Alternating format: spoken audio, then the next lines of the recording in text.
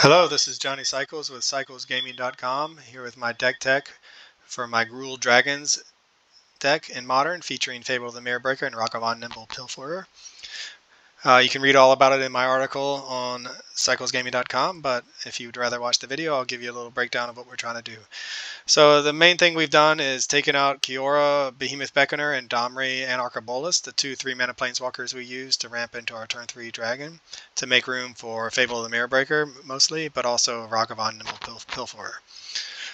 What happens when especially when we remove Kiora, is we're no longer that incentivized to play both, or really Utopia Sprawl or Arbor Elf. So once we get rid of Utopia Sprawl, Arbor Elf doesn't make a lot of sense either. So then we're thinking, okay, well, without those spells, what are some of our other mana dorks? Well, if we want to play Ragavan, we're incentivized to play a Hierarch, because that gives us the possibility of swinging with a Ragavan on turn 2, a 4/3 Ragavan on turn 2. Yeah, they die to Bowmasters, but the drawback of the Hierarchs, that is, well, and Ragavan, but the drawback of playing something like Delighted Halfling in a deck without those Planeswalkers at the 3-mana spot is that we can't really tap Delighted Halfling to cast anything in our deck except for Ragavan and Questing Beast. We ran into this with the Gruul Dragons deck that does play Delighted Halfling, where we really just want to play another mana dork, but we can't because Delighted Halfling doesn't tap for green since the mana dork isn't legendary. Well, when we use the Delighted Halfling to ramp into Planeswalkers that can then produce mana, then it's okay. And largely, I think the benefits outweigh the drawbacks with Delighted Halfling in my other Gruul Dragons deck that features those 8 Planeswalkers. But without Kiora, it doesn't make sense to play. Maybe we should have tried Domri. I don't know. But taking out Kiora, it makes sense to also take out Domri to make room for Ragavan. And then that leads us to taking out the Utopia Sprawls Arbor Elves. That leads us to making the decision to play Hierarchs. For the more benefit out of Ragavan attacks, and it does boost the rest of our creatures. We don't no longer have that +1/+0 static from Domri, so having boosted creatures from Exalted from the Hierarchs should and will win us some games. With that in mind, we made room for some questing druids for a little bit more card draw that we're lacking off of now that we're missing Kiora. And also we're playing more red spells. So we have Ragavan that can trigger it. We still have the Bone Crusher Giants, but also Fable will trigger it. So we're just trying it out to see if we can get more value out of what's in our hand once we do cast a Questing Druid. With Seek the Beast, it's a powerful effect. Helps replace what we lose a little bit with Kiora. Fable the Mirror Breaker theoretically will also help replace what we lose with Kiora.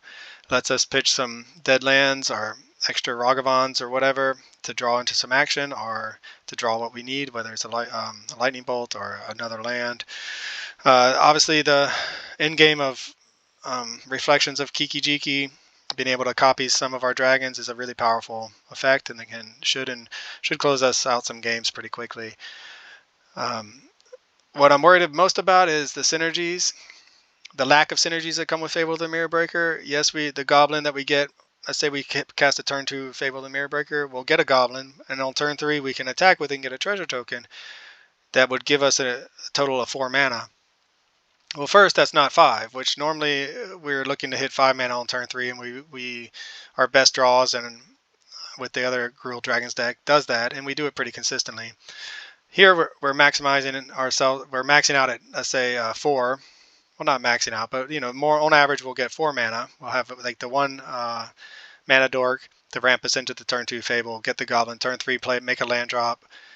We have then we're left with having to attack with the goblin to get the treasure token if we want to then cast a 4-drop. So rather than being able to cast a hasty attacking Questing Beast on turn 3, we have to attack first with the goblin, hoping that we actually get the attack trigger, get the treasure token, then use the treasure token to cast the Questing Beast after attack. So it's pretty clunky.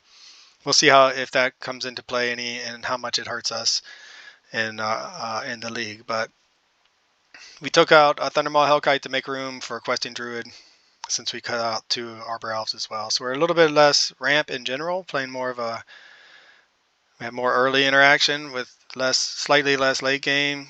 We're hoping to hit our ramp when we need it, and on the power of Bone Crusher Giant, Questing Druid, and Fable of the Mirror Breaker and Ragavan, stabilize the board, get ahead on the board until we can cast our big finishers. So In the sideboard, it's the typical stuff that you've seen in most of my Gruul Dragons decks.